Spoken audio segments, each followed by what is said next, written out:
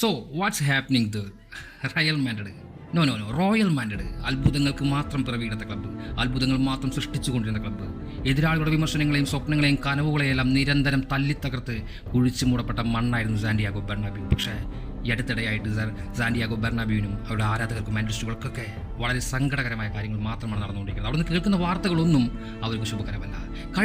കഴിഞ്ഞ രാത്രി ഒരുപാട് കാര്യങ്ങൾ പ്രൂവൺ ചെയ്യാനുള്ള ഒരു മാച്ചായിരുന്നു. സാബിയുടെ കാര്യത്തിലാണെങ്കിലും ഫൈനൽ ജഡ്ജ്മെൻറ്റുള്ള ഒരു മാച്ചായിരുന്നു. സാബിയുടെ തന്ത്രങ്ങൾക്ക് ജീവനുണ്ടോ, ഡ്രസ്സിംഗ് റൂമിൽ വിശ്വാസമുണ്ടോ, മുൻപോട്ട് റയൽ മാഡ്രിഡ് സ്വപ്നം കാണാൻ അവകാശമുണ്ടോ എന്നൊക്കെ പ്രൂവൺ ചെയ്യുന്ന ഒരു മാച്ചായി പോയിരുന്നു. പക്ഷേ അൺഫോർച്ചുനേറ്റ്ലി മാഞ്ചസ്റ്റർ സിറ്റി ആ മത്സരം തട്ടിയെടുക്കുകയാണ്. ഹാലൻഡിൻ്റെ ആ ഒരു പെനാൽറ്റിയിലൂടെ മാച്ചിൻ്റെ ജഡ്ജ്മെൻറ്റ് വരെയാണ്. നമുക്കെല്ലാവർക്കും അറിയാം റയൽ മാഡ്രിഡിൻ്റെ ആ ഒരു എൻഡൈനറ്റി ലെജൻഡറി ഹിസ്റ്ററി.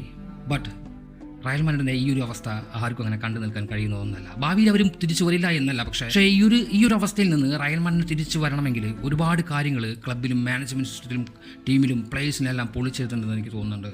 പഴയ കാലങ്ങൾ ഓർമ്മിപ്പിച്ചുകൊണ്ട് ഇപ്പോഴും ഡൊമിനേറ്റ് ചെയ്യാൻ കാത്തിരിക്കുന്ന, അല്ലെങ്കിൽ എതിരാളികൾക്ക് മുകളിൽ കാലിനായി അവതരിക്കാൻ കാത്തിരിക്കുന്ന പെപ്പിൻ്റെ സംഘത്തോട് മുട്ടുമ്പോൾ സീരിയസ്ലി ഹോണസ്റ്റ്ലി ശ്രദ്ധിക്കേണ്ടതുണ്ടായിരുന്നു എന്ന് ഞാൻ പറയും. കാരണം അവരെ അഴിച്ചു വിട്ട് കഴിഞ്ഞാൽ അവർ കളിക്കും. പക്ഷേ റയൽ മാഡ്രിഡിൻ്റെ ഭാഗത്ത് നിന്ന് സാബിക്ക് വേണ്ടി ഇന്നലെ അവർ കഠിനാധ്വാനം ചെയ്തു എന്ന് തന്നെയാണ് എൻ്റെ വിശ്വാസം. കാരണം ഇന്നലെ കളി കണ്ടവർക്കറിയാം റയൽ മാഡ്രിഡ് റിയാക്ഷൻസ് അതിഗംഭീരം തന്നെയായിരുന്നു. പക്ഷേ ഫൈനൽ സ്കോർ സിറ്റിക്കൊപ്പമായിരുന്നു. ഒരുപാട് അവസരങ്ങൾ കിട്ടി, അവസരങ്ങളൊക്കെ യൂസ് ചെയ്യുകയായിരുന്നെങ്കിൽ ഒരു പക്ഷേ വിധി ഇതായിരുന്നില്ല.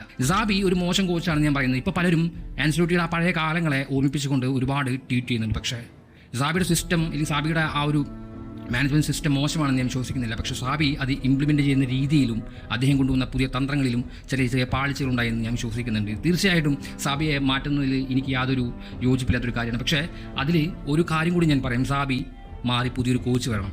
കാരണം അവരെ റൂൾ ചെയ്യാൻ പറ്റുന്ന പ്ലേയേഴ്സിനെ എല്ലാം ടോട്ടലി റൂൾ ചെയ്യാൻ പറ്റിയ ക്ലബിനെ കൃത്യമായിട്ട് ഒരു സിസ്റ്റത്തിലൂടെ വളർത്തിയെടുക്കാൻ സാധിക്കുന്നു, അല്ലെങ്കിൽ കൊണ്ടുപോകാൻ സാധിക്കുന്ന ഒരു സീനിയോറിറ്റി ഉള്ള ഒരു കോച്ച് വരുന്നതാണ് ഞാൻ ആഗ്രഹിക്കുന്നത്. സാബിയുടെ പ്രശ്നം റയൽ മാഡ്രിഡ് പ്രശ്നം എന്ന് പറയുന്നത് ഇത് മാനേജ് ചെയ്യാൻ കഴിയുന്നുണ്ടോ എന്നറിയില്ല. പിന്നെ ഒരുപാട് പ്ലേയേഴ്സ് ഇപ്പോൾ നമ്മൾ എക്സ്ട്രാ ഓർഡിനറി പ്രതീക്ഷിക്കുന്നുണ്ട്. പക്ഷേ അവരുടെ ഭാഗത്തു നിന്നൊന്നും അത്തരം കാര്യങ്ങൾ സംഭവിക്കുന്നില്ല. പക്ഷേ ഇങ്ങനെയൊക്കെ ആണെങ്കിലും റയൽ മാഡ്രിഡ് തിരിച്ചു വരില്ല എന്ന് നിങ്ങൾ വിശ്വസിക്കരുത് ഒരിക്കലും. റയൽ മാഡ്രിഡ് ഓരോ കാലങ്ങളിലും ഇത്തരം കാര്യങ്ങളെ ഓവർകം ചെയ്തിട്ട് തന്നെയാണ് അവർ ഈ സിസ്റ്റത്തിന്, അല്ലെങ്കിൽ ഈ ഫുട്ബോൾ ലോകത്തിന് മുന്നിൽ അവർ പ്രൂവൺ ചെയ്ത് നിൽക്കുന്നത്. കളിയാക്കുമ്പോഴും പരിഹസിക്കുമ്പോഴും ശ്രദ്ധിക്കുക, ഇത് റയൽ മാഡ്രിഡാണ്, അവർ തിരിച്ചു വരും. സോ അതുകൊണ്ട് തന്നെയാണ് അവരെ ഈ ലോകം റോയൽ മാഡ്രിഡ് എന്ന് വിളിക്കുന്നത്.